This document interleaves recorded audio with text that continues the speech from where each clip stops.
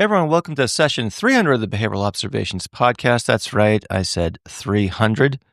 And much to the chagrin of my good friend Miguel Avila, I did not do anything extravagant or anything out of the ordinary for this milestone episode. But in a way, this is an episode that perhaps characterizes what this show is about. I basically have started the show and have tried to follow topics of my own interest, topics that I think are relevant, and topics that maybe not a lot of you have heard about. And so it's with that in mind, I'm really happy that Kristen McNeely joined me for an informative discussion about the challenging topic of school refusal and chronic absenteeism. If you are in any way connected to a school community, you've probably heard about this difficult and growing problem. As we discuss in this episode, school refusal is an ever-growing concern, and it manifests itself in numerous ways. Kristen is both a BCBA and a licensed marital and family therapist in California, and she spends nearly all of her time working with parents who have children who engage in school refusal. In this episode, we cover the following. We talk about the distinction between the terms chronic absenteeism and school refusal. Sometimes these are used interchangeably, but there are some differences between the two. We talk about how school refusal can be thought of as a continuum of attendance patterns. We spend a decent amount of time talking about the role of anxiety and how that plays a part in school refusal. And because we not just want to understand this problem, but help make a difference in making it better, we talk about assessment and treatment of school refusal patterns. And in doing so, we talk about the importance of wraparound supports for very severe cases and some of the consequences of not resolving school refusal behaviors, one of those being failure to launch, and we get into what that actually means and some of the consequences that can have for individuals.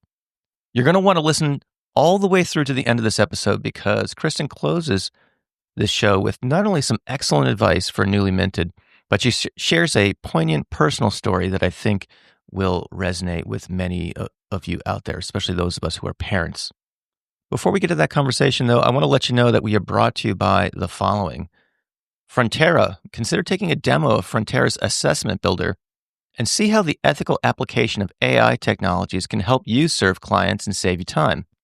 Your first assessment report is free, and if you use code BOP25, you'll get an additional 5 assessments for just $100. So go on over to fronterahealth.com to check it out. We're brought to you by HRIC Recruiting. Cut out the middleman and speak directly with Barbara Voss, who's been placing BCBAs in great jobs all over the United States for over 15 years. We're brought to you by CEUs from, well, you guessed it, Behavioral Observations. Yes, learn from your favorite podcast guests while you're commuting, walking the dog, or whatever else you do while you listen to podcasts. I've added a bunch of new events recently, so if you haven't been there in a while, go to behavioralobservations.com/getCEUs to see the new events that I've been posting. Last, but certainly not least, we're brought to you by the Behavioral Toolbox. Polly Gavoni, Anika Casa, and I have put together a growing library of courses for school-based behavioral professionals, not just BCBAs.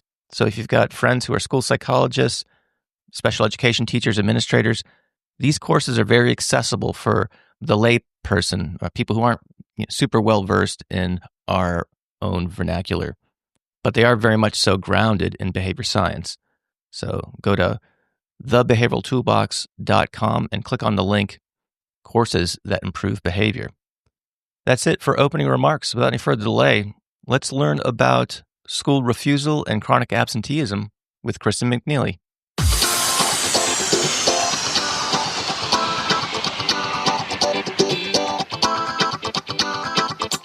Welcome to the Behavioral Observations Podcast, stimulating talk for today's behavior analysts. Now here's your host, Matt Sikoria. Kristen McNeely, thanks for joining me on the Behavioral Observations Podcast. How are you doing today?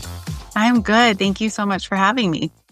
Well, you had reached out with a topic that is near and dear to my heart, and so I couldn't help but to have you on the podcast to dig into this topic area in more detail, and that is the area of chronic absenteeism or school refusal, and we'll get into what those mean and the extent to which they're same and different and all those things. But it's something I see a lot as a school consultant, and I know a lot of other people are struggling with it too. It has a lot of challenging factors that go into propagating this and trying to understand it and trying to remediate it and things like that.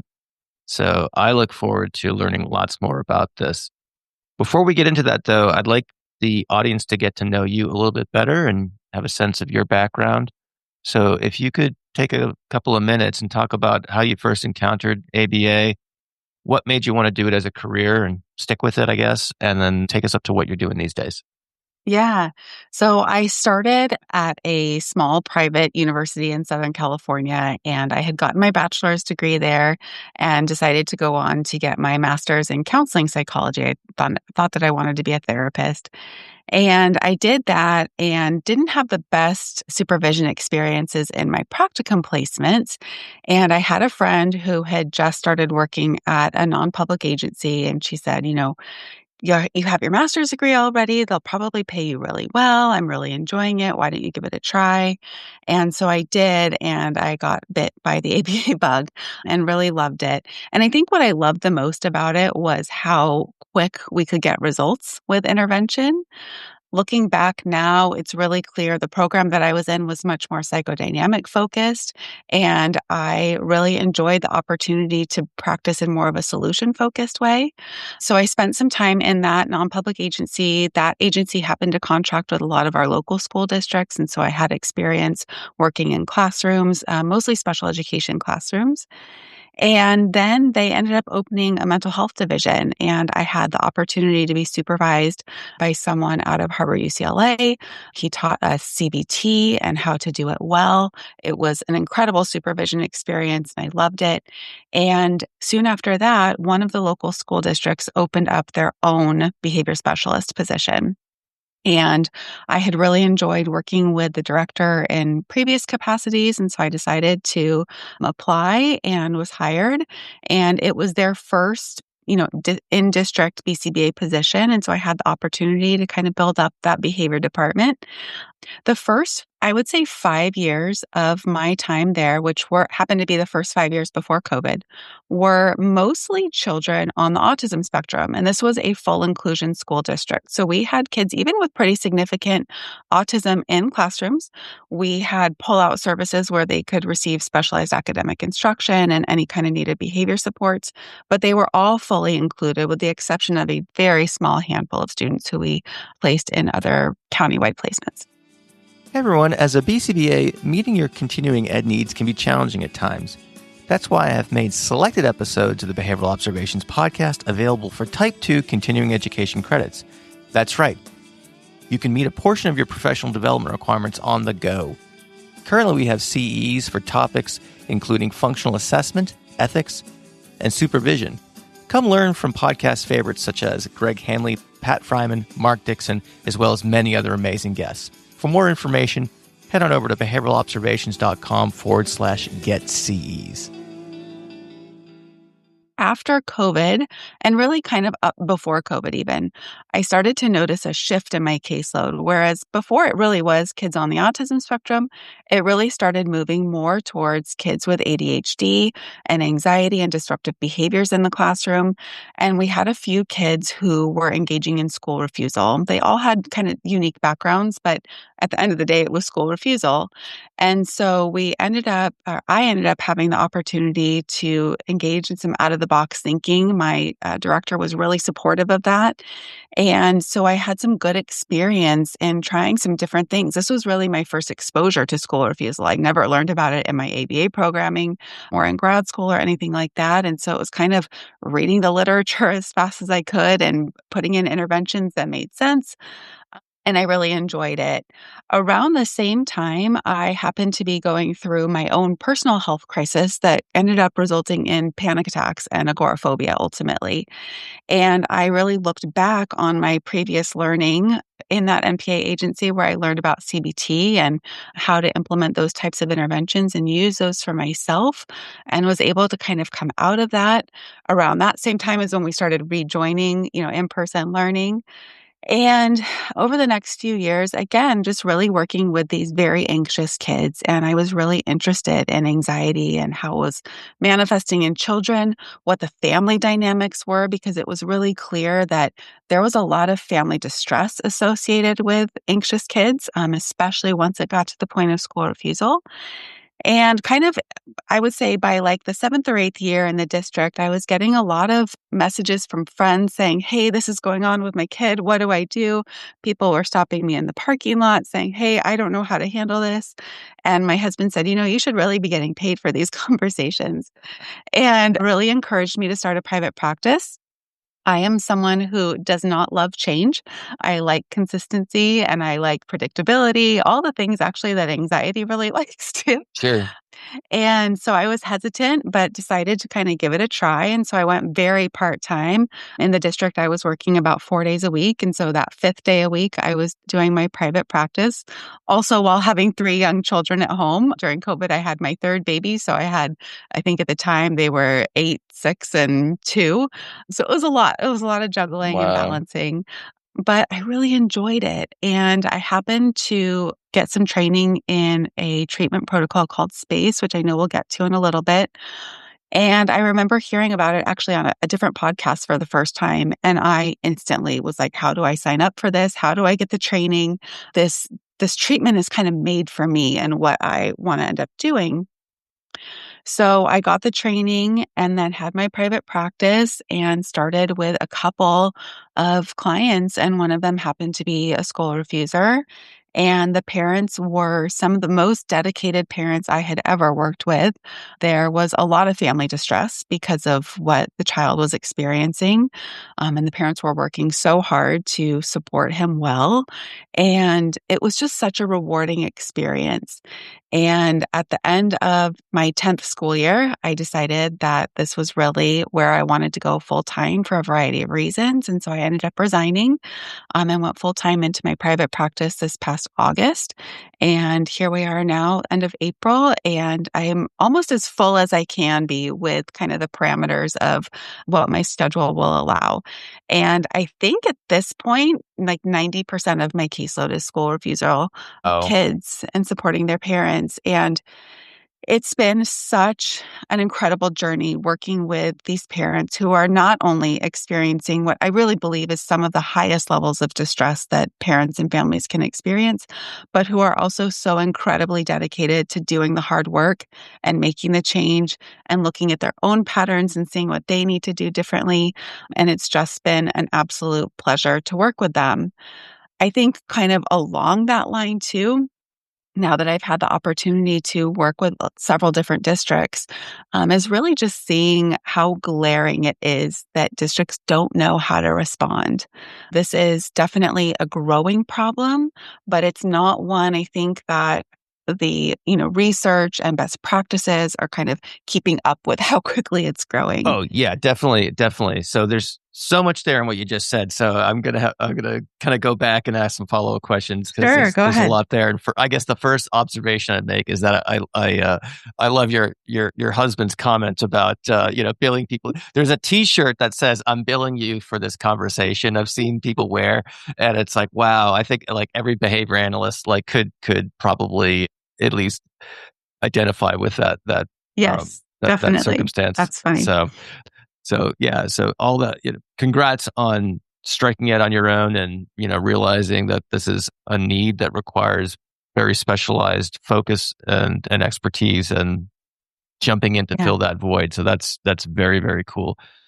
Regardless of your title, if you are a behavior consultant who is working in or with schools and you are struggling and wondering why your interventions are not producing the desired results, you are not alone.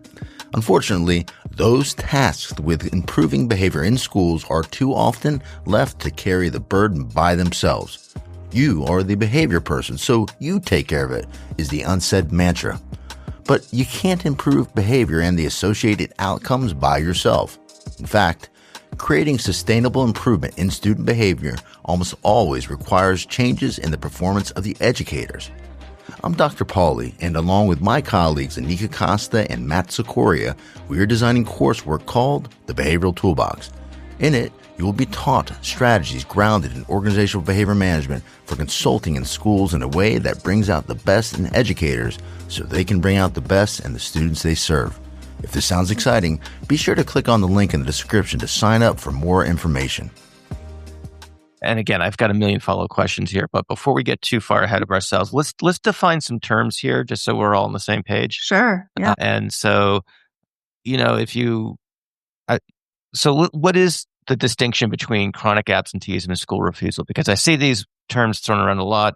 Are they as interchangeable as they sound, or are there subtleties between them? And does it really matter? When it comes to like a kid's not going to school, right? Yeah. I would say they're not interchangeable. Some of the distinctions are chronic absenteeism, at least in my understanding from the literature, really refers to any absence, whether it's excused or unexcused or a suspension.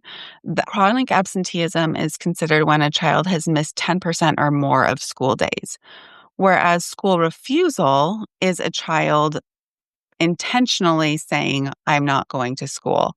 Now, the reasons for that can vary pretty widely, but chronic absenteeism covers, again, all of those missed absences or missed days, whereas school refusal is just kind of the intentional, I'm not going. Okay. All right. And so I think if we did a word count of this conversation thus far, the word anxiety has come up, probably very prominently featured. Yes. I'm going to sound like an old man yelling at clouds here for a second. So I'm going to apologize, and I'm going to start this. I'm going to preface this question with an apology.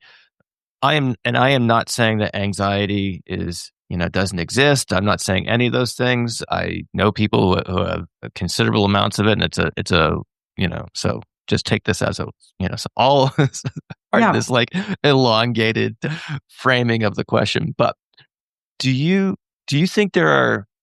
I see this sometimes, just how mental health terminology leaks or bleeds into our colloquial discussions of problems, and the term anxiety, and you could substitute a number of other terms that are out there right now.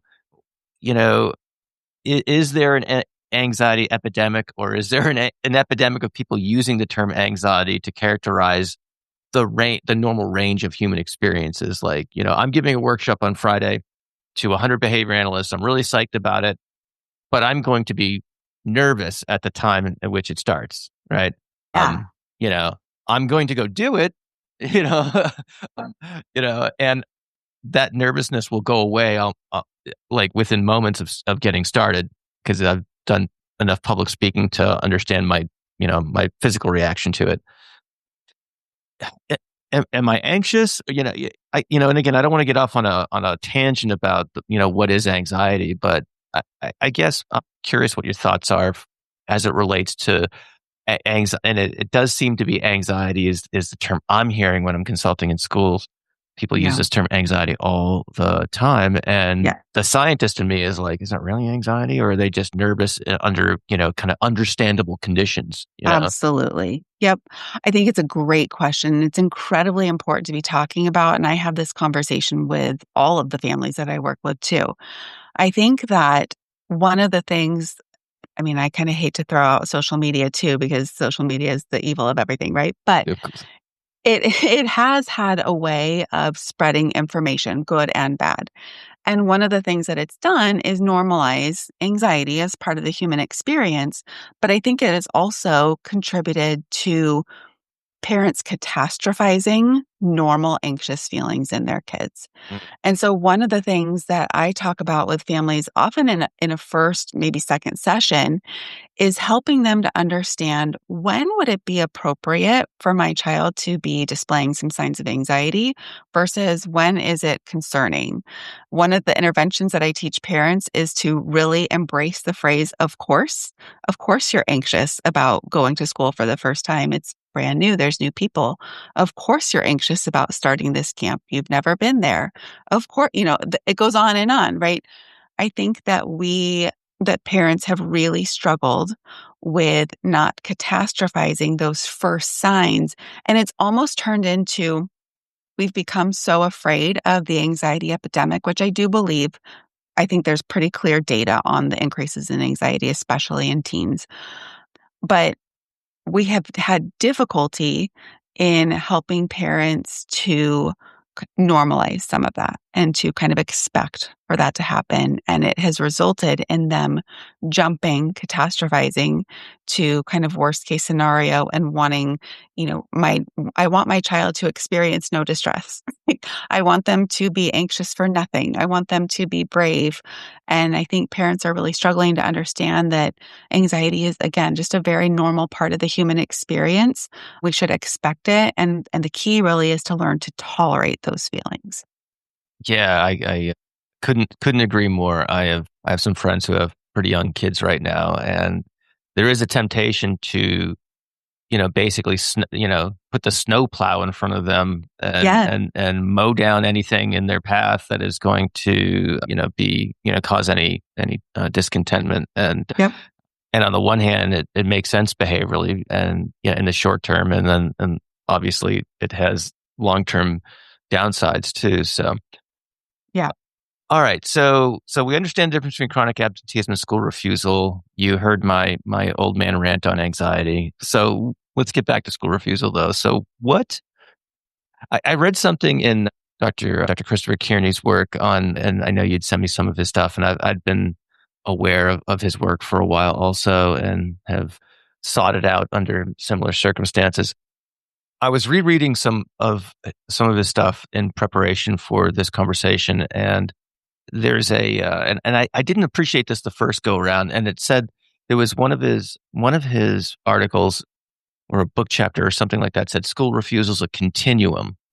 And I was like, oh, that makes sense now. And it kind of showed how it developed. So can you talk about school refusal as a continuum of repertoire, as it were, that sometimes starts over here and ends up over there? Yeah, one of the other kind of common phrases that we'll hear in this discussion is school avoidance. And I think that while I wouldn't say that school refusal and school avoidance are interchangeable, I think that they are closely connected. And I would use the phrase school avoidance to describe kind of those beginning stages.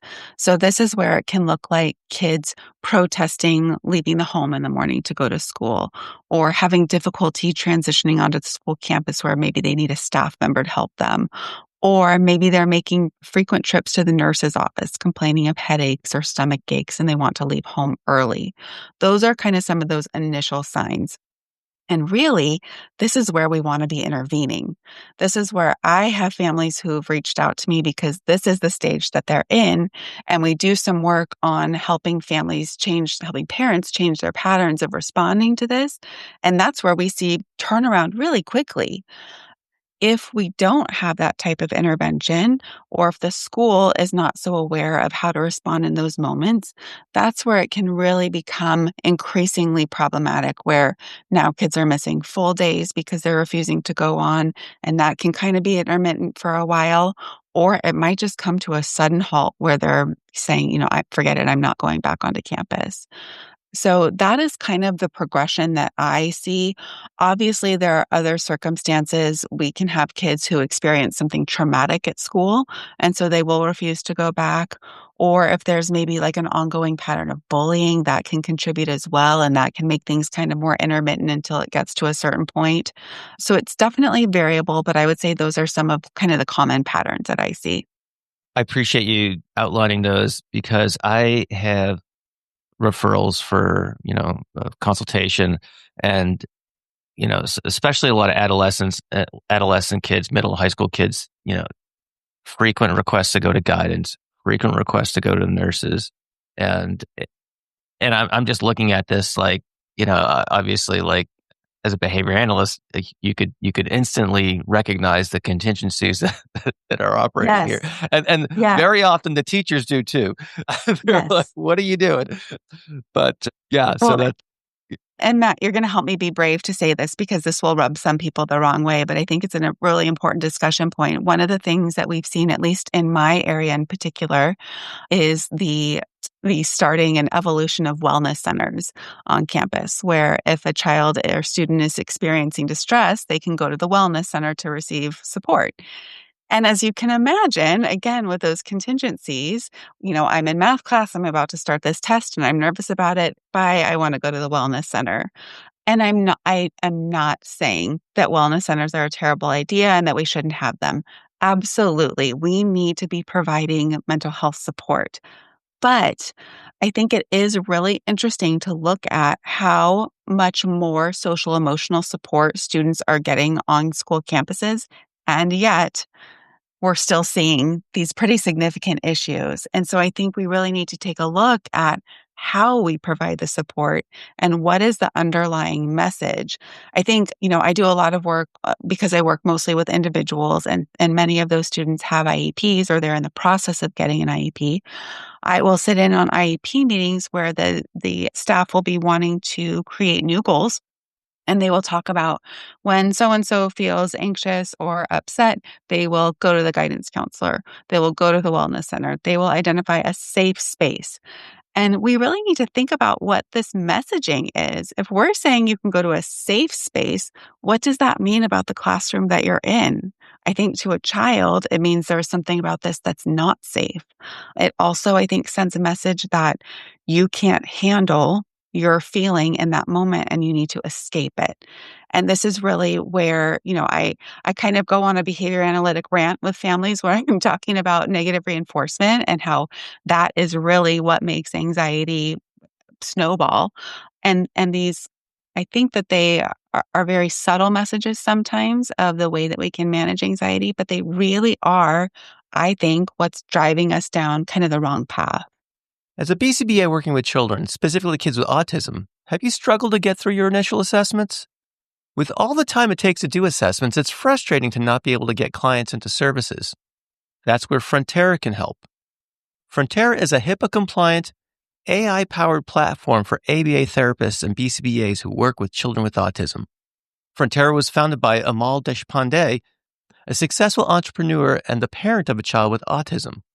Frontera's team of clinicians and technologists use evidence-based research, powerful AI, and digital phenotyping at every stage of a child's journey with autism to provide insights and help improve outcomes. What does this mean in practical terms? I'll give you just one example. You can cut down the time it takes to complete initial client assessments from 8 to 10 hours to 3 to 4 hours. This saves time and lets you begin treatment and help your clients sooner rather than later. You can learn more and explore Frontera's easy-to-use assessment builder and diagnosis builder features at fronterahealth.com. Your first assessment report is free, and if you use code BOP25, you'll get an additional 5 assessments for just $100. So head to fronterahealth.com to check it out. Amen. Yeah, I see this all the time. So it's not just, we don't have, my consultation work is in northern New England, and so there's quite a variability in terms of school size and things like that. But most of the time, there's smaller communities, rural communities, and things like that. So there's not a wellness center per se, but it's usually like the nurse's office. It's either the nurse's office or the guidance office are the go-to places to essentially escape from whatever setting that the student happens to be in. And again, I don't want to speak too glibly here, because you made a good comment. It's like, is the classroom not safe, right? So if we have to attend to that, right? We need to make sure that you mentioned bullying and harassment and things like that. So there might be very legitimate reasons. So if you're a parent and your kids go into there, you can hold off on. You can hold off on writing me the angry email because there. Me too, please. We need to make sure the entire house is in order, I suppose. But anyway, yeah, excellent point. But for these kids who do spend time in there, I never categorized that as under the spectrum of school refusal. I just thought it was, I just looked at it as the repertoire that we're trying to address. So it's interesting to know it kind of falls under that umbrella. So what does the literature say about how these things develop? I think we may have probably inadvertently or just indirectly covered this in our discussion thus far, but if there's anything that we left out, whether it's the interaction between, whether it's the reinforcement contingencies directly or the interaction, the exacerbation of the reinforcing outcomes because of some anxiety that might be going on in the background and things like that. Can you talk about, just in general, some of the ways these school refusal patterns can develop? Yeah, I think that, again, they can start out in any number of ways, whether it's something distressing that's happening in the home or something that's happening that's distressing at school. When we look at like Christopher Kearney's literature on the school refusal assessment scale and really trying to understand what is the function, one of those main functions is that what he calls avoidance of negative affect. So things that are distressing at school or things that make kids uncomfortable at school. The other piece is avoidance of social or evaluative situations. So kids who really struggle with group projects or tests or some type of social interaction. I think this is probably common for kids with more social anxiety. One that has grown in prevalence since COVID is the attention from parents and caregivers. And I had done a training about a year ago now on school refusal, specifically looking at the function. And I could not find the article that talked about how prevalent, but I do know that that one has grown, whereas previously that avoidance of negative affect, I think, was the predominant function. And then lastly is the tangible reinforcement piece, things like, access to enjoyable activities, technology, screen time. And this is one that I see pretty significantly in my older teens. So whereas it probably started with one of the first couple of functions, something was, non-preferred at school, because of the prevalence of technology, social media, YouTube, online gaming, these kids have this other outlet to go to that makes them feel a lot better and is honestly by nature addictive. And it gets really hard to pull them away from that. I think when it is that type of situation where it is something related to technology use, it's extra complex because that is often a way that they engage with their peers. And because they are no longer accessing their peers at school, parents don't want to remove the technology because they see it as the way that their kids are interacting. And personally, I think that there's very little value in interaction over technology. It's not how we develop social skills. We're not seeing people face to face. We're not learning to read facial expressions and tone of voice. We're not able to kind of have some immediate consequences if we say something that's off-putting or inappropriate, right? There's just so much less value in those online interactions, but it is really hard to convince parents of that. So as I was saying kind of before we recorded, when we look at the function of behavior, I spent 10 years in a public school district. I spent 7 or 8 in a non-public agency. So I'm well versed in how there's this interaction and function of behavior and how they can kind of get muddy sometimes. And we have to be really careful when we're doing assessments to really identify what is the primary function. I think there is some uniqueness in school refusal, though, in kind of the interplay of function and how quickly it can change from one function to another. And that can definitely make intervention more complicated. And I think also it further speaks to the absolute criticalness of collaboration when this is an issue. Are you looking for a new job, but you're overwhelmed with all the emails that you're getting from various ABA agencies? What if there was someone who was in your corner and could help you find the perfect job placement? Well, that person exists. Barbara Voss has been working as a recruiter for over 30 years, and her company, HRIC, specializes in placing BCBAs in permanent full-time positions throughout the United States.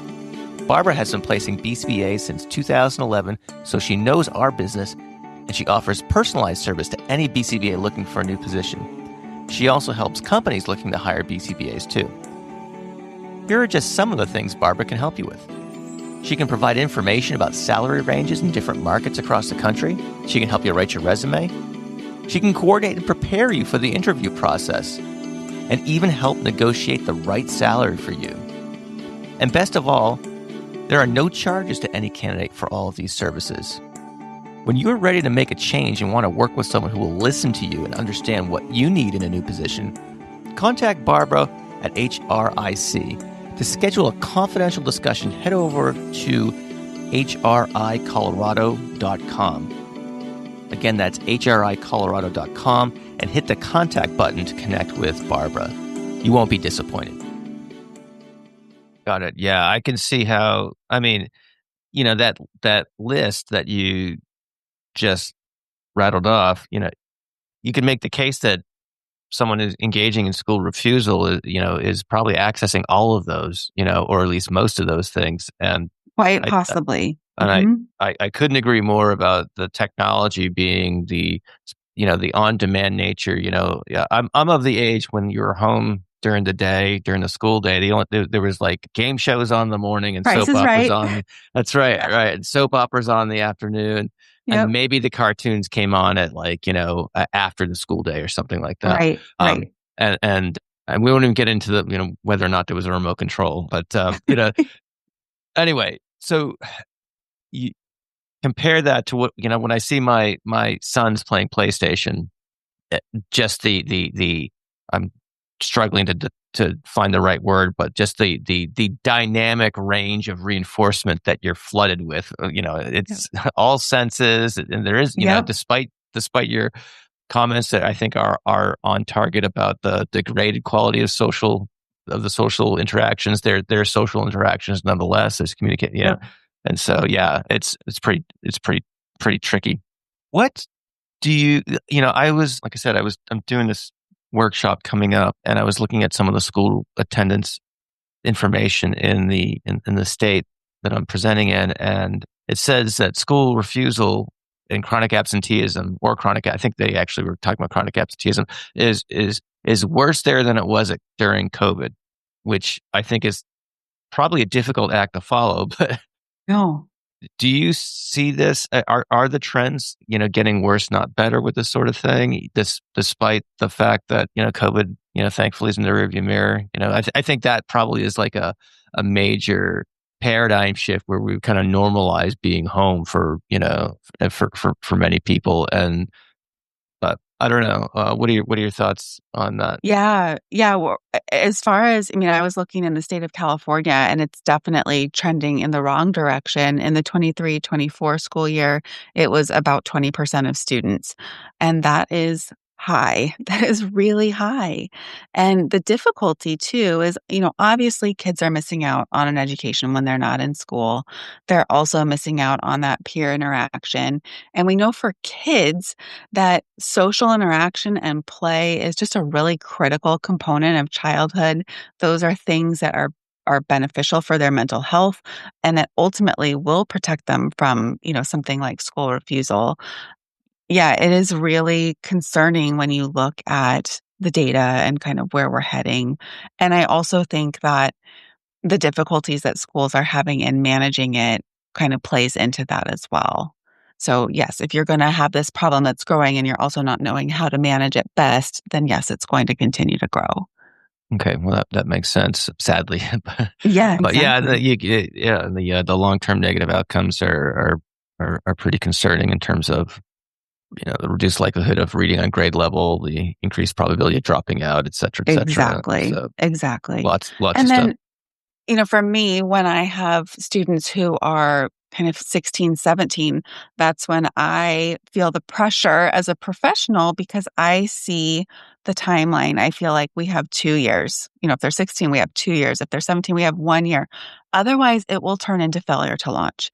And I think I was doing a space training a while back with Dr. Leibowitz, and one of the things he said that I thought was so profound was when you have school refusal, the problem doesn't just end when you graduate high school. A lot of problems kind of naturally come to a close as kids move up in grade levels. With school refusal, if you have a child who is school refusing through high school, let's say they don't drop out, they graduate or it's just over, they are not all of a sudden going to feel capable of going and getting a job or being a really productive member of society. It will turn into something like failure to launch. And one of the things that we know about failure to launch is also that is growing really rapidly, where kids are having difficulty getting jobs, moving out of the home, being in relationships with other people, the problems just kind of keep going. And I think that that's part of what I enjoy about this work too, is I know that no matter what age the child is that I'm intervening, this is like meaningful, lifelong intervention. And I think that's one of the things that I enjoy the most. I see. So, So failure to launch, I think when people say that term, there's some impression that we get that kind of defines what that is. But is there a more, I guess, textbook definition of that term that, or is that a colloquialism? Is it somewhere in between? Or great question. Yeah. I think that it is becoming a more commonly used term in some of the literature and certainly in people who are practicing, things like anxiety and school refusal, where we are really talking about kids who are unable, like I said, to go get a job, to move out of the home, to really kind of lead an independent life.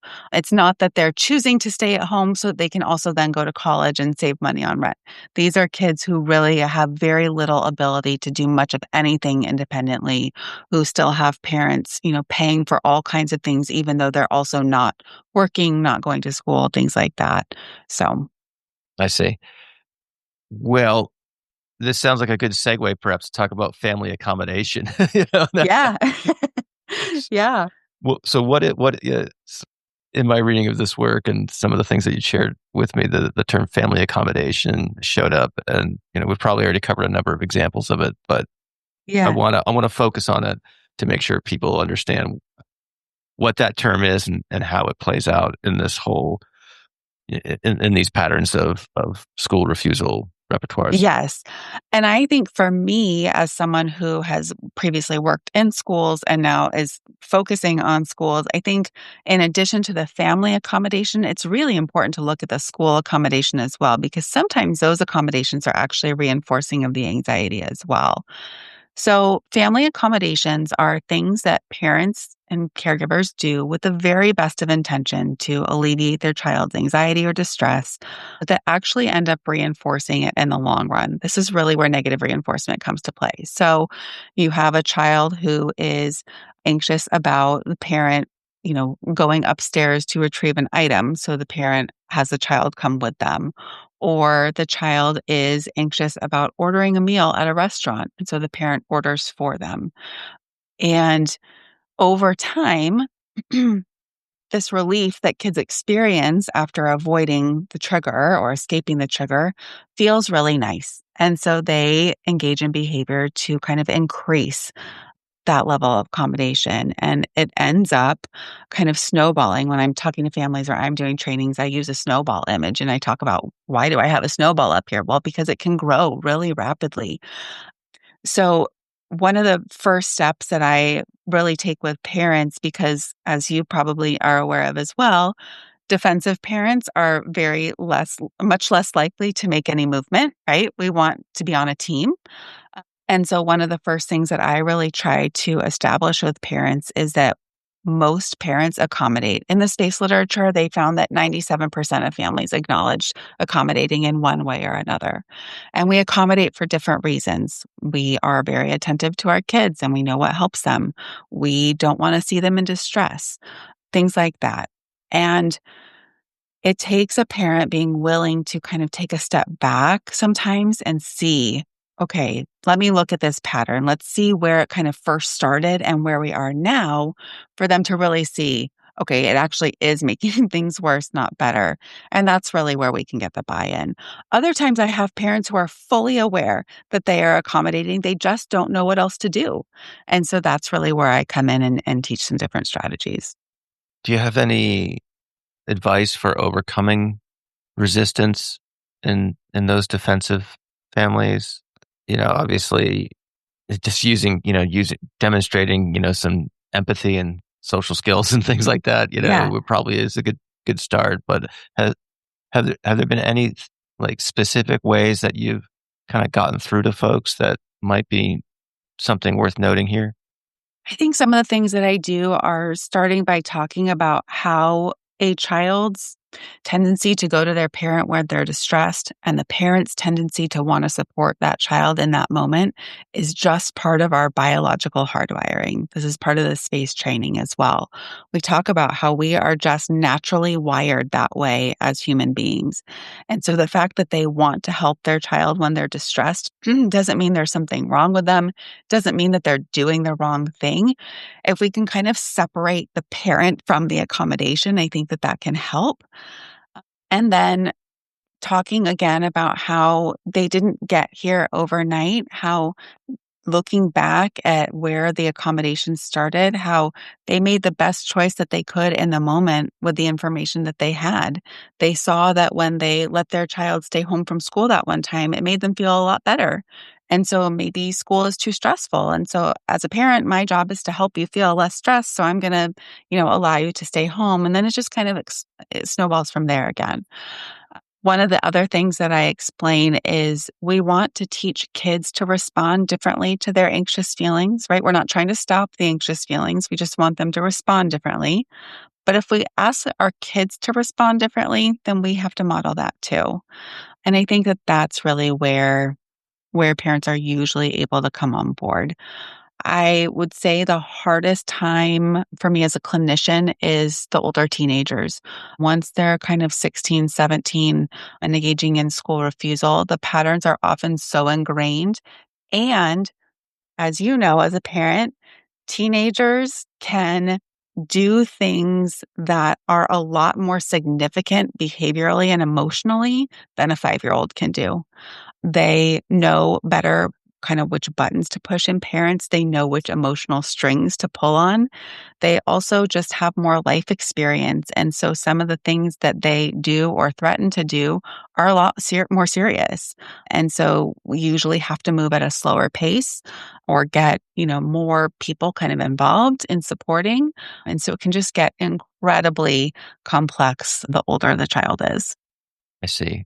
Willing to bet you've been called every name in the book, perhaps by some reluctant teenager who's more than okay staying home watching Netflix. But Yes, most of the okay. families I work with, the parents only, but I have had, some teens who are willing to join, our sessions. But it is funny, those older ones who will not, and then their parents start applying intervention. Was that lady the one who told you to do this? They are not thrilled. I'm sure they don't say that lady, No, but exactly. did that nice lady Yeah, tell you to do this? exactly. Hey everyone, 2 quick announcements here, and then we'll get to the rest of the interview with Kristen uninterrupted. The first one is that we do mention a number of resources in this show. So if you want links to those resources, go to behavioralobservations.com and the show notes will be waiting there for you. Just click on the link for session 300. And while you're there, sign up for the email list, because if you do that, you'll get the show notes delivered straight to your inbox. It's pretty cool. So you can there'll be a pop-up. It'll come right up. You'll just put your name and your email address in there. It'll send you an email. It's pretty straightforward. We've got about 5,000 people on the email list, and it's very non-spammy. I don't sell the list. I don't do any of the you won't get, emails from me every day. I send probably the maximum of 5 emails a month. So, I totally get that there's all sorts of companies out there that just bomb you with emails. That's not me. So check it out if you want to get easy access to the show notes. The second thing I want to mention is that if you are getting tired of, hearing me break into these conversations and you want an ad-free podcast experience, go to patreon.com/behavioral observations and learn how you can support the show through an inexpensive subscription to Patreon. And you get the shows before anyone else gets them. And they are ad-free. And there's no intro music. There's no introductory monologue by me. It's just the raw conversation itself. Pretty straightforward. Patreon.com/behavioral observations. All right, that's it. And let's get to the rest of this conversation with Kristen. So let's get into the brass tacks here. So let's say you've overcome some resistance with a parent. And let's say you have a kid who's home, they're watching Netflix or playing video games or whatever it happens to be. School's not perfect, but it's not terrible. So we maybe can eliminate at least some of the negative reinforcement associated with, bullying, harassment, things like that. Where, as far as intervention wise, assume you have a clinical picture of or a profile of what's going on here. How might you start off with that parent? And I'm glad you reminded me in your previous answer that you work with the parents to work with their kids, which I think is important. Yeah. So we do a lot of kind of that background psychoeducation on anxiety and how it develops and is maintained, a lot of normalizing of the parent experience, because again, these parents are experiencing a lot of distress. Many of them are anxious themselves, many of them are depressed themselves. Anxiety has this unique way of shrinking kids' worlds and also the parents kind of simultaneously. I think that there is, because it's not so common from an outsider's perspective, there's some shame that's associated with school refusal. And so I find oftentimes parents are not talking about what they're going through with friends or extended family members. It's this, big elephant in the room. So, a couple of the first steps of intervention are bringing in people, we call them supporters. They are extended family members or friends who ideally the child at least respects. Whether or not they like them, that's a different story, but that would be willing to talk to them. So, we bring in these supporters and they are essentially in the know of what's going on. And I like to use them as a way to provide positive reinforcement when things are going well, but then also to reach out to the child when they are not going well and just say, "Hey, I heard you didn't make it to school today. What can I do to support you?" The child doesn't always give an answer, of course, but I think that there is a lot of value in them knowing that this is not a big secret, that there are other people who are aware and who are supporting my parents in what they're doing. So that's one of the first steps. One of the other first steps is what we call accommodation mapping, where we essentially start with the moment the child wakes up till the moment they go to bed. And we make a list of what are the things that the parents are doing that could be considered an accommodation for the anxiety or distress. And that gives us kind of a roadmap of some of the things that we want to start fading. This is really where I think it's actually, again, mostly with my parents of kind of tweens and teens, where I'll get a call and I'll do kind of an initial intake with a parent or initial consultation and kind of share what some of the programming would look like. And the parent says, well, they'll be really upset if I, need to make home really boring while they're supposed to be at school, because that is one of the interventions as well, is really trying to remove any of those reinforcing factors at home. And I try my best to kind of explain the importance of making that environment not as motivating. We talk about, in more layman's terms, the idea of competitive reinforcers and how if home is a really, enjoyable place, they're going to be less likely to be motivated to go to school. And parents really struggle with that. So yeah, it's a process for sure Okay, to get them on board. I see. So you have people reach out to the student just to make sure that, they know they're not forgotten about, and then do some sort of analysis of where these accommodations are taking place at Right. various specific points throughout the day. Okay. Right. And then, oh, I'm sorry, you were going to. I was just going to say, and then there's the school piece as well. So these kids, especially if it's, what is considered more entrenched or longer term school refusal, they're not going to go from missing school for weeks or months to all of a sudden going back onto campus, full day, no problem. And this is really where a lot of collaboration comes into play with the school, where we have to talk about this is why they're not going. This is kind of how their pattern is playing out. And these are some of the things that we want to look at doing to support them, because a couple of things. We don't want the bar to be so high that the child agrees to go. They then experience distress and either they escape by the parent picking them up, or they have a panic attack where, then that anxiety is even more ingrained, because then it can be even more difficult to get them to set foot on the campus in the first place. And so districts, especially kids with IEPs, although I would probably argue even without kids with IEPs, they have a really hard time kind of adopting this idea of flexibility. And so that's really where a lot of the work that I'm trying to do with schools is really helping them understand. I understand some of the diciness in being flexible from a legal perspective, but our goal is to get this child back on campus and attending school for the whole day, most of the time, right? And if that's really where we want to go, then our best roadmap is going to be incremental exposure. So those are kind of, again, like very collaborative approaches, but those are some of the key components. I see. So, yeah, I understand the rationale in terms of making the initial successful visit to school, making that as easy as possible for the person to do, and certainly not poisoning it through mm, creating an environment that's so immersive that you set yourself further Right. back than when you started. Yeah.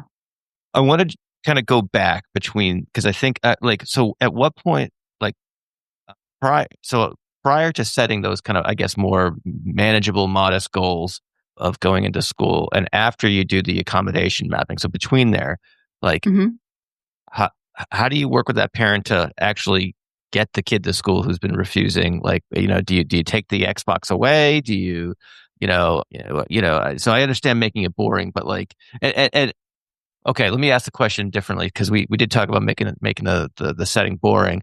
And so is that in your experience sufficiently alter the conditions such that the student is more willing to go? In other words, they're just like this.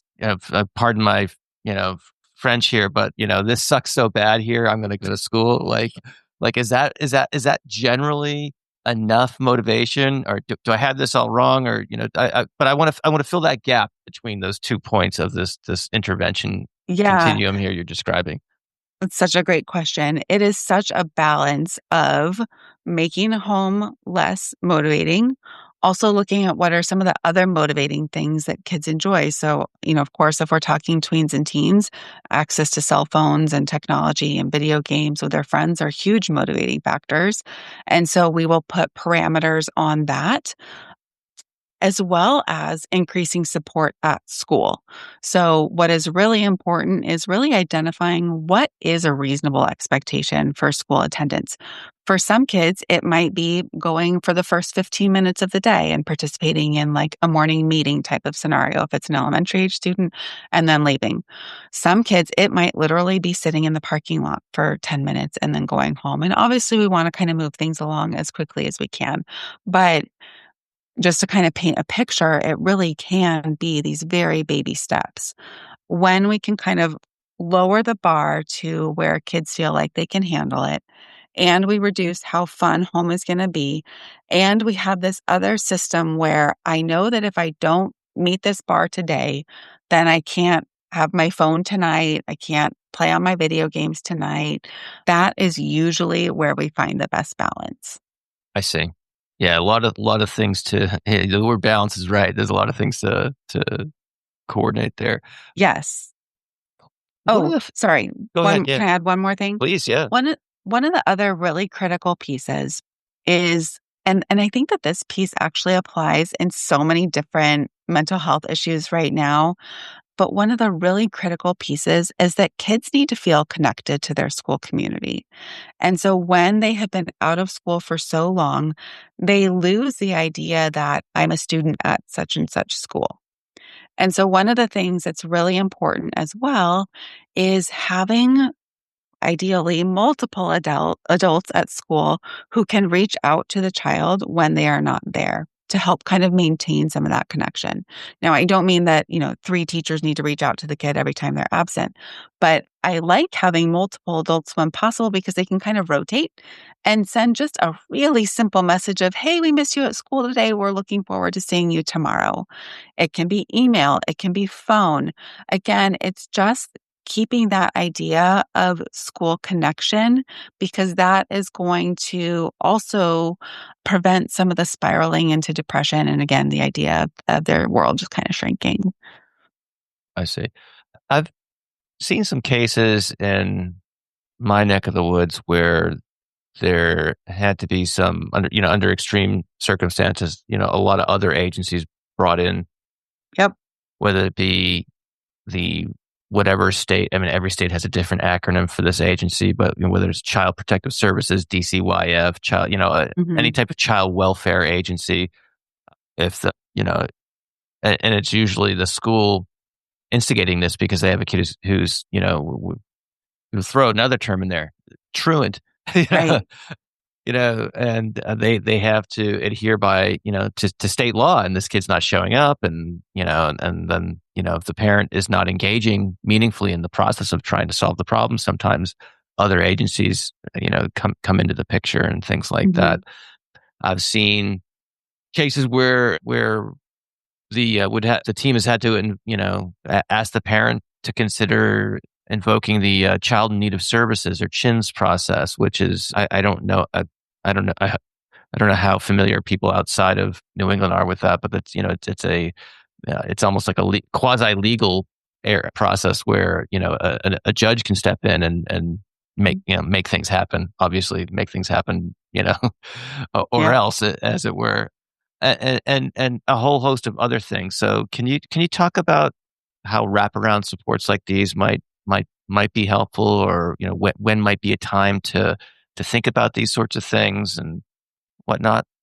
Yeah, definitely when school refusal has become longer term wraparound, especially when there are other either neurodevelopmental disorders involved or really significant psychiatric disorders, kids with OCD, autism. A lot of times these families need a lot more support than just kind of some of the strategies that we have talked about.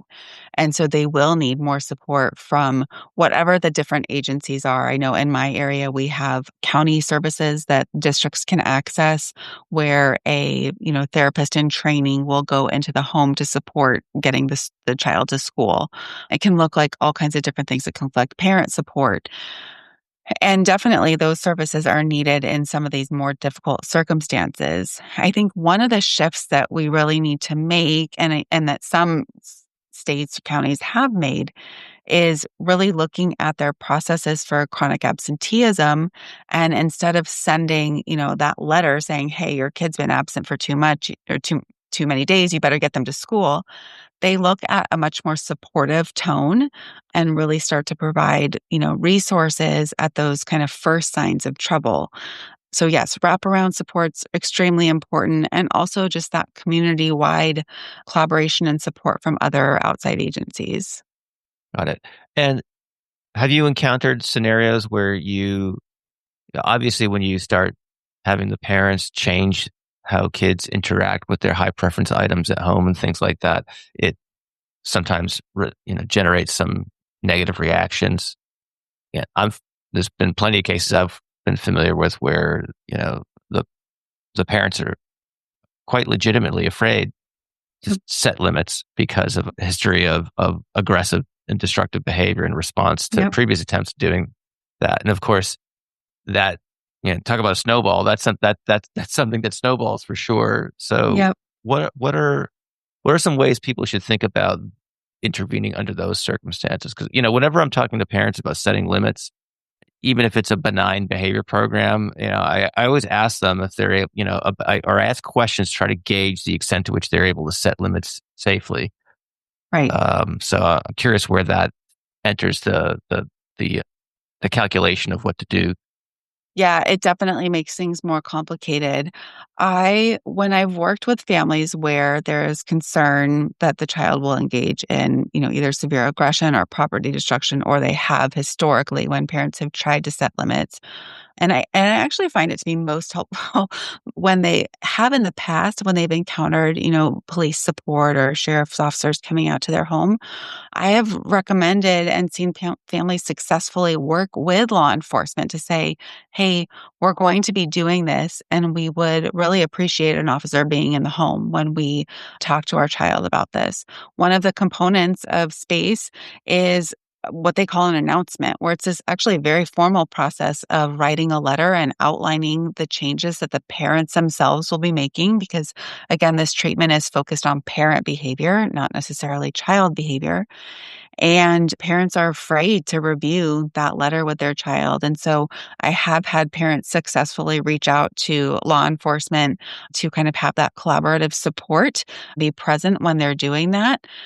I also will make recommendations for safety planning. And so parents feel, at least if things go south, I have a plan, I know what to do.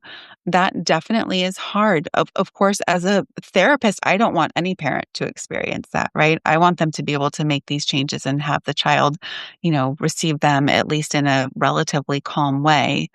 But that's not always the case. And so I think the best that we can do is help parents to understand that that level of behavior is really concerning. And the alternate is for the current level of behavior to continue.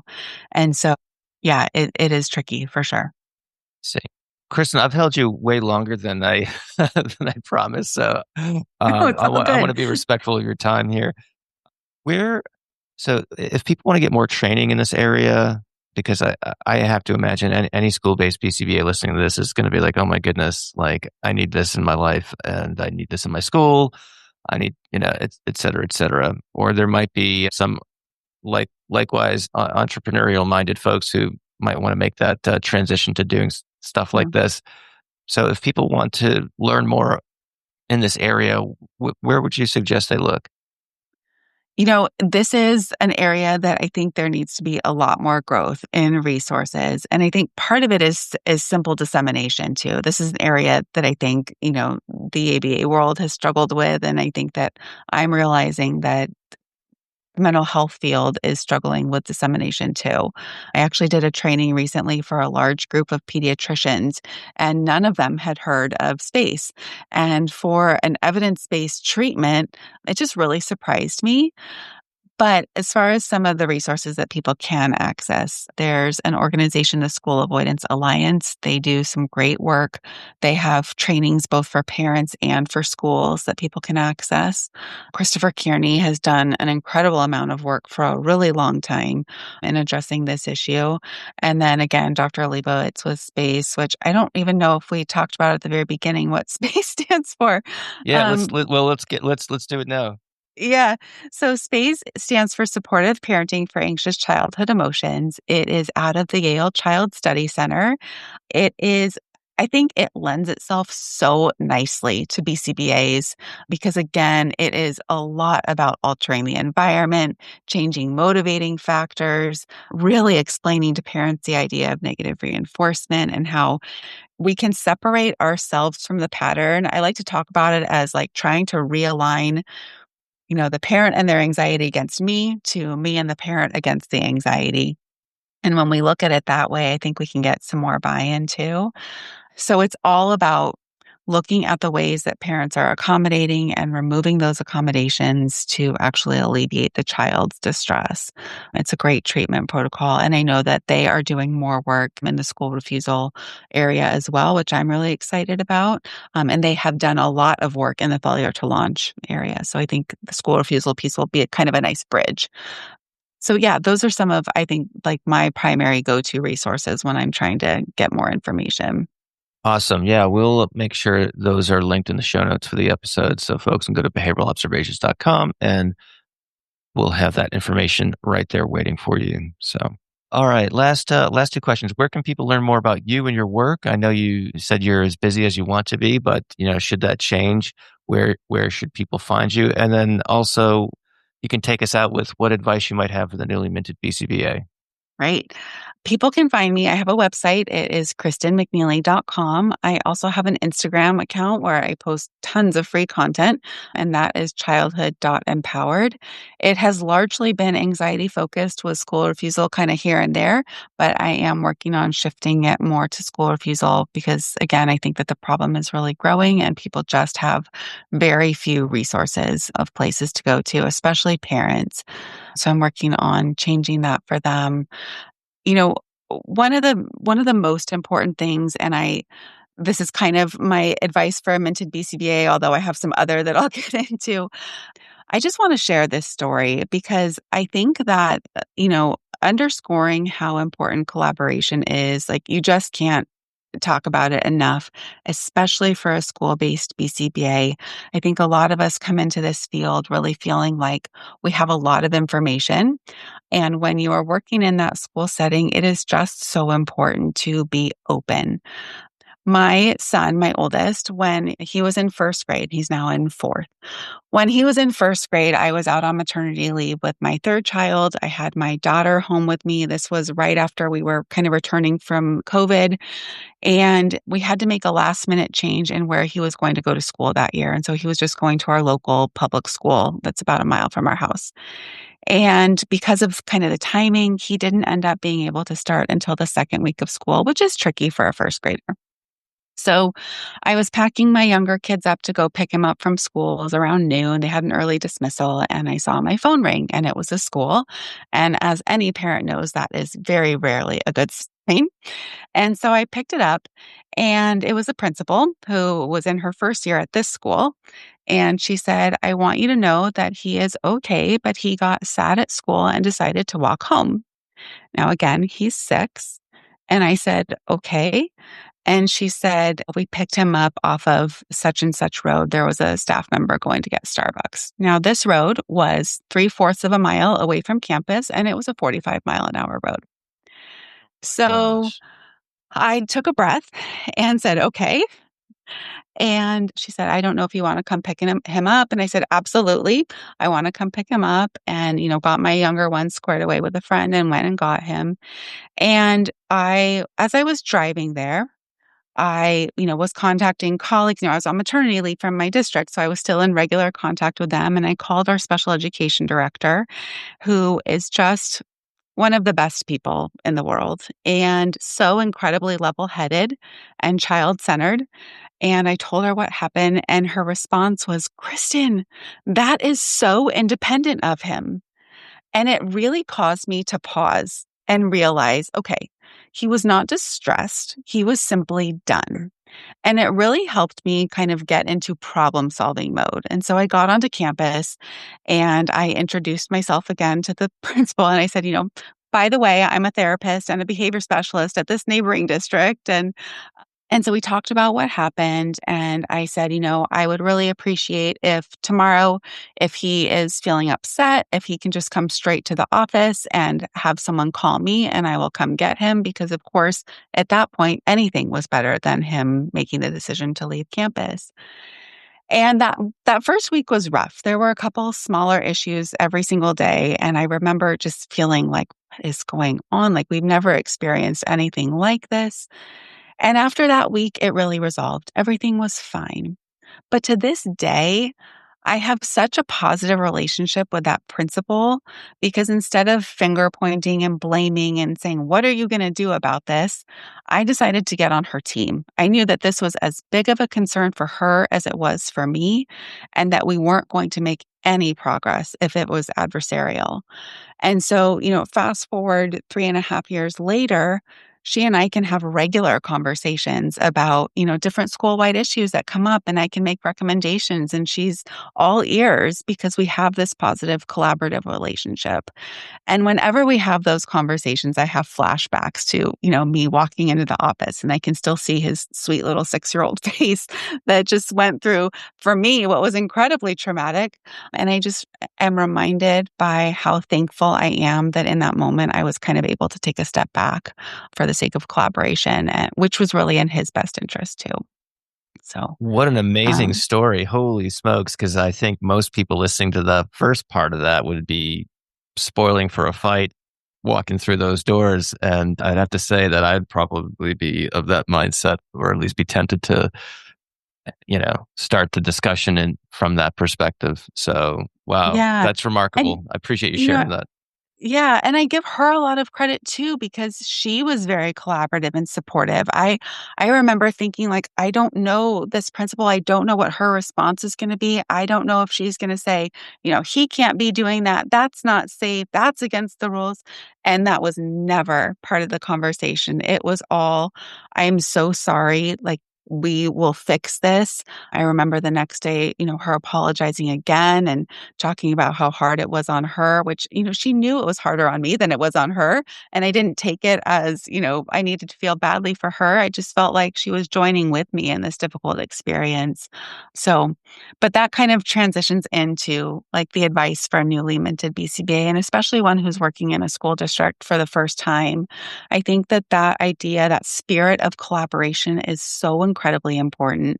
We learn so much in our programs, and we really do develop such a level of expertise that it can be really tempting to kind of go in, gung ho, wanting to solve all the problems. And I remember one of the school psychologists that I worked with in my first couple of years said something to me about being the last person in the room to speak. When you're in a meeting, don't feel like you need to go in and be the first person to start talking about, all the things that you need to do to fix the problem. Listen to other people's perspectives because you will get an idea for where people are at. And then when you come in with some other ideas, you have heard them, they have felt heard, and they're a lot more likely to kind of listen to what you have to say. And I think that is just kind of a lost art sometimes. And if we can just have a little bit of humility, and sorry, I'm going to add one more because I think Go this ahead. is something that I've really reflected on. I've been a BCBA now for almost 20 years. I spent half my career before I had my own kids. And I've looked back several times and I thought, gosh, I wish I had a little bit more humility before I had my own kids. And it's not that parents know more or parents know what to do because they're the parent. But there is definitely an emotional piece involved when you're the parent. And we need to just be aware of that when we're recommending different interventions, that while your intervention might be sound and evidence-based, there is an emotional component that this parent has. And so just taking an appreciation for that, I think will get us so much further. Excellent advice. And yeah, I couldn't agree more. So for all those reasons and more, thank you so much for joining us today. You definitely helped us understand this really challenging and timely problem in a lot more detail. Thank you so much for having me. I really do appreciate the opportunity. Thank you for listening to the Behavioral Observations Podcast with Matt Sikoria. You can find Matt's notes on this episode at www.behavioralobservations.com. We also invite you to stay connected with us on Facebook at facebook.com/behavioral observations and on Twitter at Behavior Podcast.